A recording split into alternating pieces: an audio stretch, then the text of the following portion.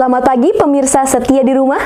Saya Annabella Winson dan hari ini saya sangat bersemangat untuk menyambut Anda dalam acara spesial ini. Terima kasih telah bergabung dengan kami di Sultan TV. Kami memiliki segudang informasi menarik yang akan kami sajikan untuk Anda hari ini. Jadi, pastikan Anda tetap bersama kami.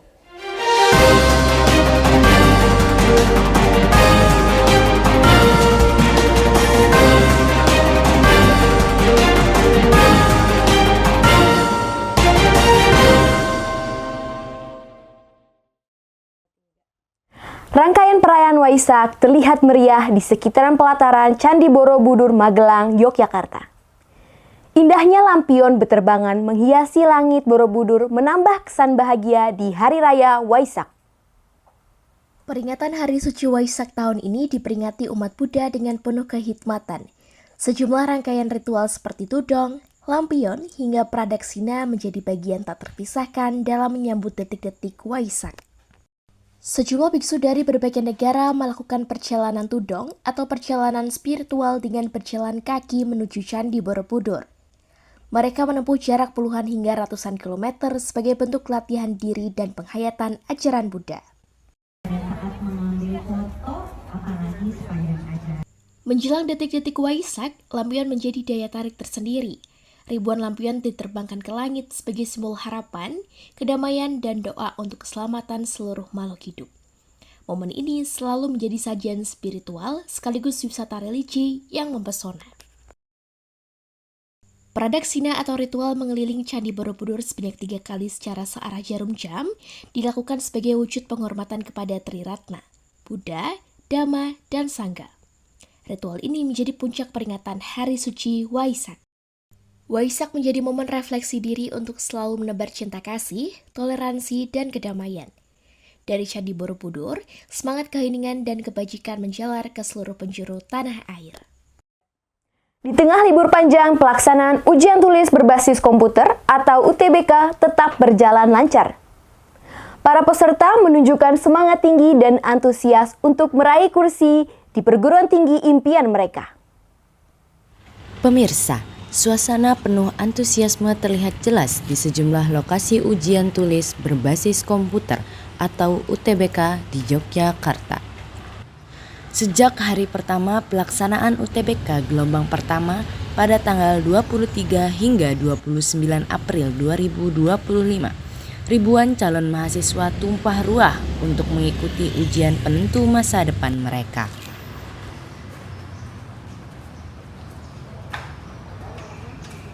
Halo, perkenalkan nama saya Abu Rafa Zaifuddin. Saya adalah peserta dari UTBK 2025. Sebenarnya total peserta yang tadi di ruangan itu sekitar 20 orangan, tapi ada beberapa yang nggak masuk dan nggak hadir. Dan antusiasnya sih kerasa banget sih pada saat hari H. Jadi mereka kelihatan kayak habis belajar, bahkan di hari H masih ada yang belajar bawa buku. Jadi kerasa antusias, semangat buat UTBK-nya.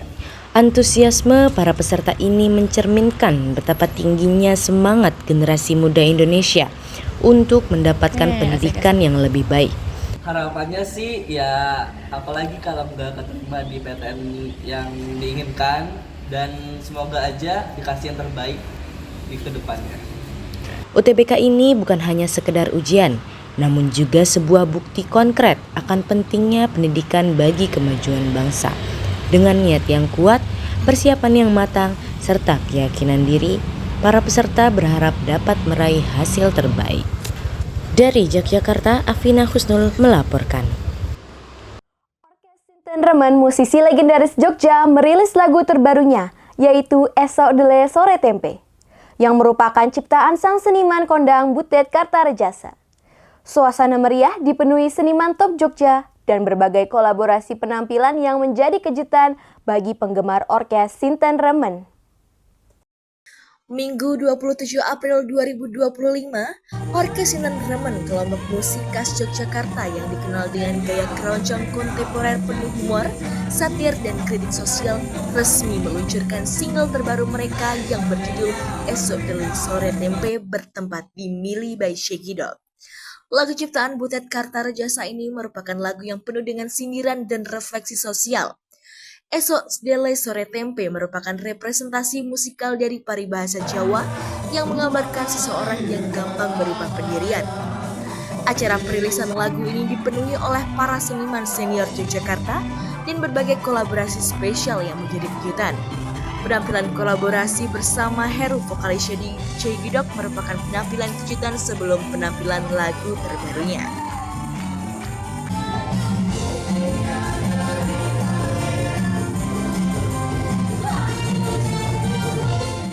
Pasar Malam Mandala Krida Yogyakarta menarik perhatian warga dan wisatawan. Suasana seru, aneka jajanan, hingga hiburan rakyat menjadikan tempat ini sebagai destinasi favorit selama beberapa waktu. Kawasan Stadion Mandala Krida kembali ramai dipadati warga. Pasar rakyat istimewa yang digelar sejak awal bulan ini menjadi magnet hiburan bagi masyarakat Yogyakarta dan sekitarnya.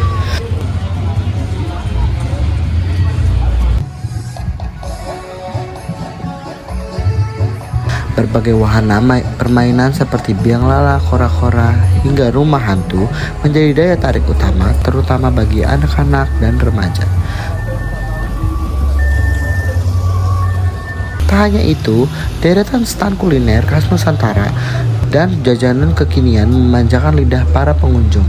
Menurut informasi dari panitia, penyelenggaraan pasar malam ini akan berlangsung hingga 27 Mei. Buka setiap hari mulai pukul 17.00 hingga 23.00 waktu Indonesia bagian Barat. Ini hari ke-11 ya. Tak hanya sebagian sarana hiburan, kegiatan ini juga menjadi ajang pemberdayaan ekonomi warga lokal karena sebagian besar pedagang merupakan UMKM dari sekitar Yogyakarta.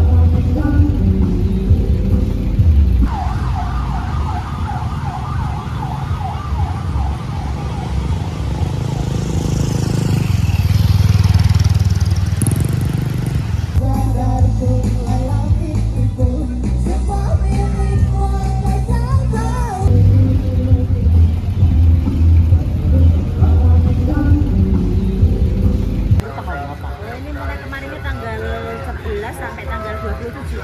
Kalau biasanya tuh pengunjungnya tuh ramai banget atau Ya kalau nggak hujan sih rame. Iya. Kalau terang ya itu ramainya dari sore atau malaman itu baru ramai? jam 7. Kan Bisa bisa jam lah. 7, oh ya bisa. Iya. Ya. Kalau minggu liburan itu kan rame. Oh, Ya. oh. Ini jual sate lonyo, susu bakar, es jus, es teh. Pasar Malam Mandala Krida menjadi bukti bahwa tradisi dan modernitas bisa terpadu menciptakan ruang sosial yang hangat, penuh tawa, dan kenangan.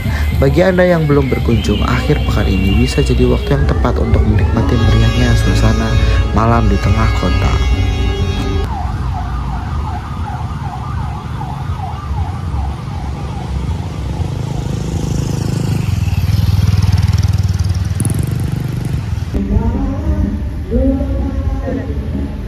Pemirsa, informasi lainnya akan kami hadirkan seusai jeda berikut ini.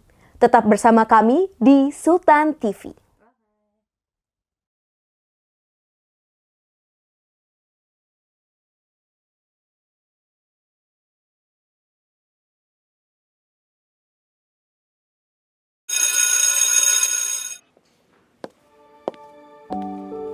Surya, mana Surya? Ya nak, silakan dikerjakan tugas di papan tulis.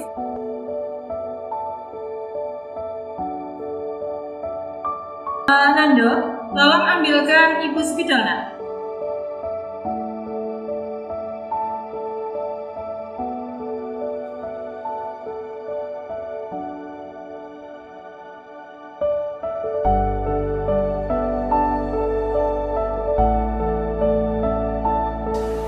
Kalisa, kamu hebat.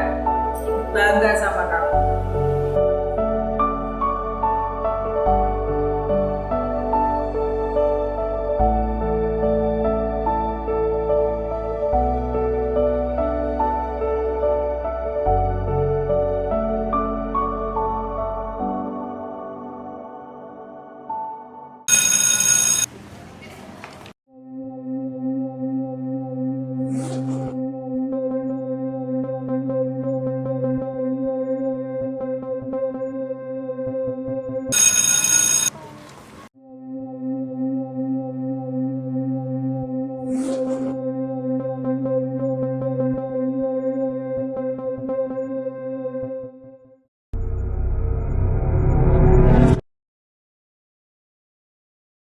Semua orang pernah melakukan kesalahan, tapi yang paling penting kita belajar dari kesalahan tersebut dan tidak pernah mengulanginya lagi.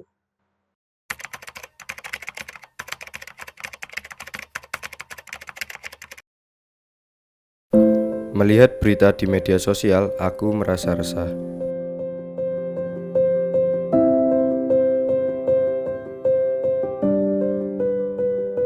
Namun, kehidupan nyata di sekitarku memberikan jawaban.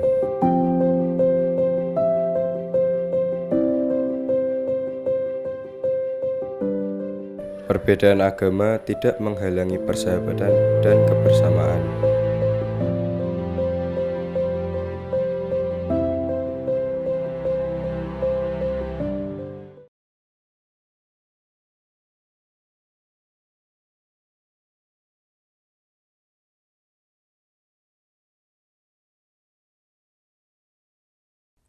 Pemirsa, masih bersama kami di Sultan TV. Kementerian Agama akan menggelar sidang isbat untuk menentukan 1 Syawal 1446 Hijriah. Sidang isbat ini akan dilaksanakan di kantor Kementerian Agama Jakarta. Baik, selamat malam dan juga permisa siaran berita.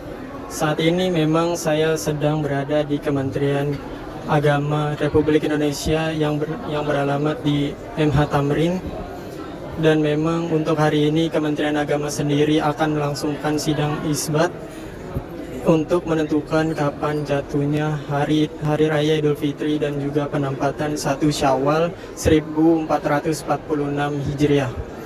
Dan memang jika kita berbicara soal agenda tadi, baru saja selesai dilangsungkannya seminar mengenai pemaparan posisi hilal yang memang tadi dilangsungkannya sejak pukul 16.30 waktu Indonesia Barat oleh tim Hisab Kemenak.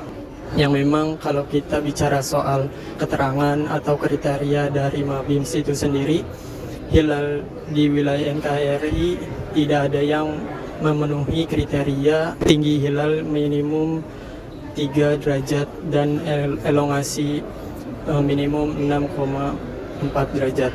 Dan nanti Kementerian Agama sendiri akan memutuskan kapan 1 Syawal pada saat konferensi pers. Namun sebelum dilangsungkannya konferensi pers, nanti pada pukul 18.45 waktu Indonesia Barat akan digelar yakni sidang isbat terlebih dahulu, yang mana sidang isbat tersebut akan dilaksanakan secara tertutup. Dan selain daripada kehadiran daripada Kementerian Agama, yakni turut hadir Nasaruddin Umar, dalam sidang isbat ini akan dihadiri oleh Duta Besar Negara Sahabat, Ketua Komisi DPR RI, Mahkamah Agung, pakar astronomi, ahli ilmu falak, Orma Islam, Majelis Islam atau MUI, BRIN hingga Poska ITB. Nanti usai dari kedua rangkaian tersebut, tadi seminar pemaparan posisi hilal, kemudian sidang isbat yang akan dilaksanakan secara tertutup pada pukul 18.45 waktu Indonesia Barat. Kementerian Agama Republik Indonesia akan menggelar konferensi pers penetapan 1 Syawal yang mana nantinya ini menjadi putusan kapan dilangsungkannya Hari Raya Idul Fitri di Indonesia. Dan memang dari pihak kementerian sendiri, pantauan hilal ini disebar di 33 titik di wilayah Indonesia. Adapun Sultan dan juga pemirsa, bahwasannya jika kita berbicara mengenai data pada hari Ruqyat pada tanggal 29 Maret, tinggi hilal di seluruh wilayah NKRI minus 3,20 derajat sampai dengan minus 1,08 derajat, dan elongasi antara 1,6 sampai dengan 21 di seluruh NKRI tidak memenuhi kriteria visibilitas hilal. Oleh karenanya hilal pada hari Ruqyat ini secara teoris mustahil dapat diruqyat karena posisinya berada di bawah ufuk saat matahari terbenam. Oleh karena itu kami tetap menantikan nantinya hasil resmi dari Kementerian Agama mengenai kapan penetapan pada 1 Syawal 1446 Hijriah. Sementara demikian, Sultan Bagus Yohana dari Kementerian Agama kembali ke studio. Sholat Idul Fitri 1446 Hijriah digelar pertama kali di Lawang Sewu, Kota Semarang. Momen perdana ini disambut antusias tinggi oleh warga sekitar. Baik pemirsa, saat ini saya sedang berada di Lawang Sewu, di mana pada hari ini masyarakat Kota Semarang merayakan sholat Idul Fitri 1446 Hijriah dengan cara yang berbeda. Untuk pertama kalinya, sholat Idul Fitri dilaksanakan di kawasan bersejarah Lawang Sewu, Semarang dan menarik perhatian banyak masyarakat baik yang berasal dari dalam maupun luar kota. Di momentum Idul Fitri ini, masyarakat bisa masuk secara gratis untuk bersama-sama merayakan hari kemenangan setelah sebulan penuh menjalankan ibadah puasa. Digelar di lapangan tengah utama Lawang Sewu, ratusan jemaah tidak hanya memadati halaman saja, namun juga di sekitar selasar objek wisata yang berada di pusat Kota Semarang. Dimulai tepat pada pukul 6.15 waktu Indonesia Barat bersama Ustadz Makasim yang menjadi imam sekaligus khotib, sholat Idul Fitri dilaksanakan dengan suasana yang penuh hikmat. Ini semoga bisa nanti setelah sholat Id, Bapak Ibu silakan foto-foto yang banyak nanti bantu di sosial media. Terima kasih, selamat menjalankan ibadah sholat Id. Kesan ini, ide ini untuk dari mana Pak? Ya dari kami, dari teman-teman kita di Oh ya, Lawang Sewu ternyata bisa loh untuk acara public area seperti ini. Biasanya kita juga sewakan untuk pernikahan itu, atau konser yang private konser bisa.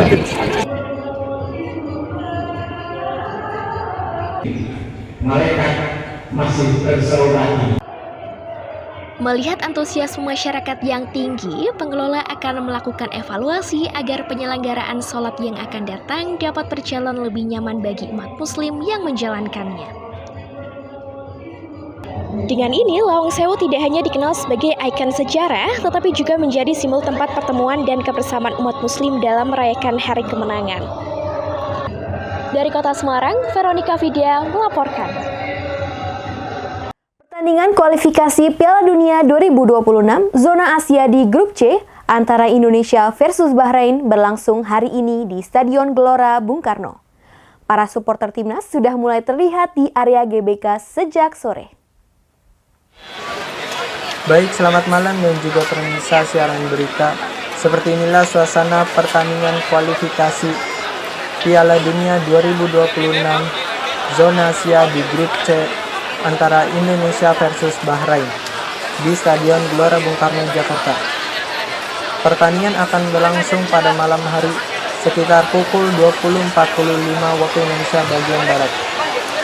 Meskipun pertandingan akan dimulai nanti malam, akan tetapi memang berdasarkan pengetahuan kami, sejak sore tadi terlihat bahwa para supporter dan juga para penonton ini menanti untuk menukarkan tiket sejak pagi tadi. Dan juga saya sempat berbincang dengan para supporter yang dari luar Jakarta, seperti tadi ada yang dari Sulawesi, kemudian ada yang dari Semarang, lalu dari Bandung.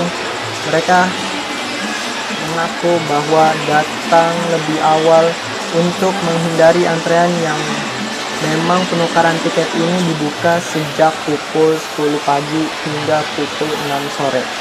Dan masih banyak penonton yang akan menukarkan tiketnya, dan semakin malam bukannya semakin sepi tetapi semakin ramai penonton yang berada di Stadion Gelora Bung Karno ini. Dan perlu diketahui bahwa penonton yang ingin menukarkan tiket perlu disiapkan barcode yang memang telah dibeli tiket sebelumnya, kemudian juga kartu identitas seperti KTP. Akan tetapi memang penukaran tiket ini juga bisa diwakili dengan orang yang ingin mewakili asal ia memiliki kartu identitas diri.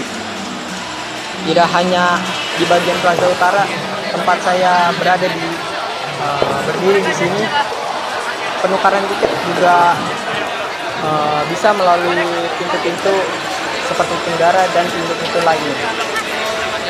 Hal ini dilakukan tidak hanya di satu titik karena memang untuk menghindari penumpukan pada open gate dan juga penukaran tiket yang menumpuk pada open gate tersebut. Demikian Sultan Bagus melaporkan dari Stadion Gelora Bung Karno, Jakarta. Kabar gembira dari dunia animasi nasional, film fantastis animasi Indonesia berjudul Jumbo diproduksi oleh Visinema dan dirilis pada 31 Maret 2025. Film ini bukan hanya hiburan, melainkan juga sebuah bukti kehebatan animasi tanah air yang patut dibanggakan seluruh rakyat Indonesia. Indonesia kembali mengukir prestasi di dunia animasi. Sebuah film fantastis animasi berjudul Jumbo telah hadir dan siap memukau rakyat Indonesia. Diproduksi oleh Visinema, Jumbo bukan hanya sekedar film animasi biasa. Karya ini adalah bukti nyata bahwa animasi Indonesia mampu menghasilkan tayangan yang fantastis dan berkualitas tinggi. Lewat keahlian para animator Indonesia, visual yang memukau dan penerapan teknik animasi yang canggih menjadikan Jumbo sebuah tayangan yang sangat patut diapresiasi. Film Jumbo telah dirilis pada tanggal 31 Maret 2025. Kehadiran film ini tentu menjadi hal yang membanggakan bagi seluruh rakyat Indonesia, menunjukkan potensi besar animasi tanah air. Mari dukung karya anak bangsa. Saksikan kebangkitan animasi fantastis Indonesia melalui film Jumbo yang sudah dapat disaksikan di seluruh Indonesia. Ini bukan hanya film, tapi juga sebuah pertunjukan kreativitas dan kebanggaan. Maksudnya kelak akan menjadi benar ungkapan cintaku dari hati. Pemirsa, informasi lainnya akan kami hadirkan seusai jeda berikut ini. Tetap bersama kami di Sultan TV.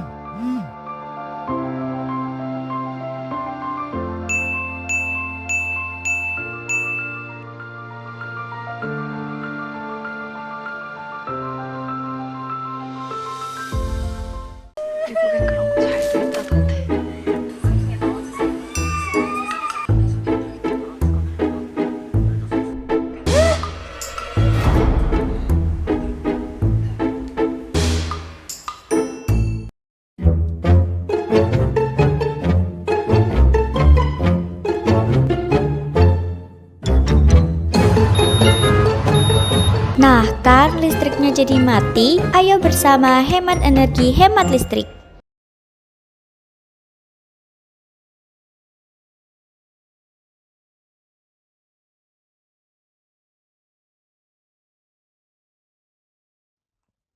Pemirsa, masih bersama kami di Sultan TV. Gelora Baik, tempat makan unik yang menyajikan cita rasa tak biasa di daerah Kasihan, Bantul. Menu nasi goreng dengan sentuhan bunga kecombrang ini menjadi ciri khas yang memikat banyak pelanggan. Senandungkan lagu ini atas rindu di hati, berlutut. Pecinta kuliner kini punya alasan baru untuk menjelajahi rasa. Sebuah warung makan kecil di daerah Kasihan, Bantul, Gelora Baik, menyajikan nasi goreng dengan sentuhan bunga kecombrang yang harum dan khas. Menu ini sukses menarik perhatian para pendengar kuliner unik.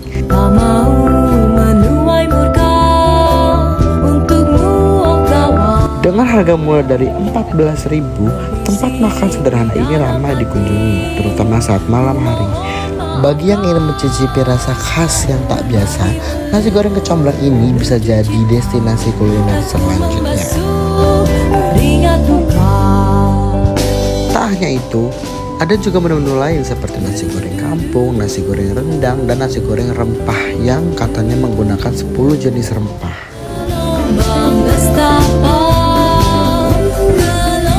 Wih, seru banget nih. Kira-kira abis ini ada yang mau nyobain?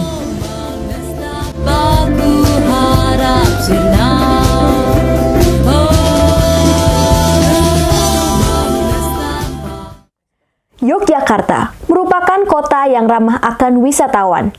Banyak ditemui kuliner unik dan nostalgik yang mengingatkan kita akan masa dahulu. Berbagai kuliner dapat kita jumpai di Pasar Ngasem, Yogyakarta. Pasar Ngasem merupakan salah satu pasar yang dapat dijadikan sebagai destinasi wisata bagi wisatawan lokal maupun asing yang berkunjung ke Yogyakarta karena letaknya yang strategis dan berada di tengah kota. Aneka jajanan makanan dan minuman tradisional tersedia di pasar ini membuat para pengunjung merasakan rasa nostalgia.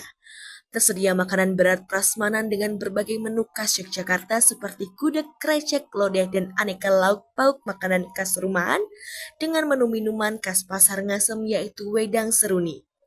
Juga banyak kita temui jajanan-jajanan seperti wingko babat, bakpia, terang bulan jadul, apem, carabikang, jenang, serta masih banyak lagi. Jangan lupa jadikan Pasar Ngasem sebagai destinasi wisata yang wajib kamu kunjungi ketika berada di kota Jogja. Kelenteng Sampokong menjadi salah satu destinasi wisata yang ramai dikunjungi wisatawan. Berbagai aktivitas menarik menyelimuti suasana dalam menikmati libur lebaran bersama keluarga.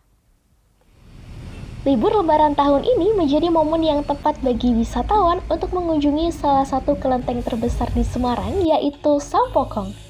Terlihat wisatawan yang berasal dari berbagai daerah berkunjung di kelenteng ini untuk melakukan ritual keagamaan ataupun menikmati suasana liburan. Suasana penuh keceriaan menyelimuti kawasan Sampokong Semarang pada gelaran Shaolan Fest 2.0. Kegiatan ini menghadirkan berbagai pertunjukan seni, salah satunya penampilan budaya yaitu jatilan yang tampil pada pukul 10 pagi sampai 5 sore. Salah satu penampilannya merupakan jatilan Turonggo Tirto Manikmoyo Sidodadi dari Kecamatan Ungaran Barat, Desa Manikmoyo. Banyak penonton baik anak-anak maupun orang tua yang menikmati pentas tersebut dengan sukacita. Kenapa kakak di liburan lebaran ini memutuskan buat pergi ke Sampokong?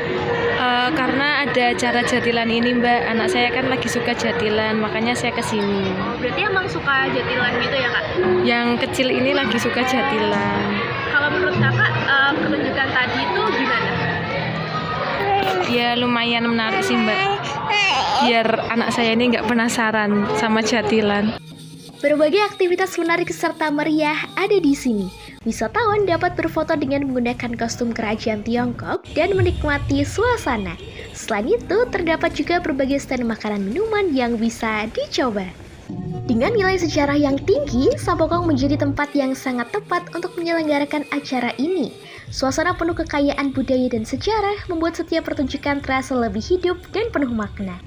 Dari kota Semarang, Veronica Vidya melaporkan. Informasi tadi sekaligus mengakhiri perjumpaan kita pada hari ini. Saya, Annabella Winson, pamit undur diri. Terima kasih dan sampai jumpa.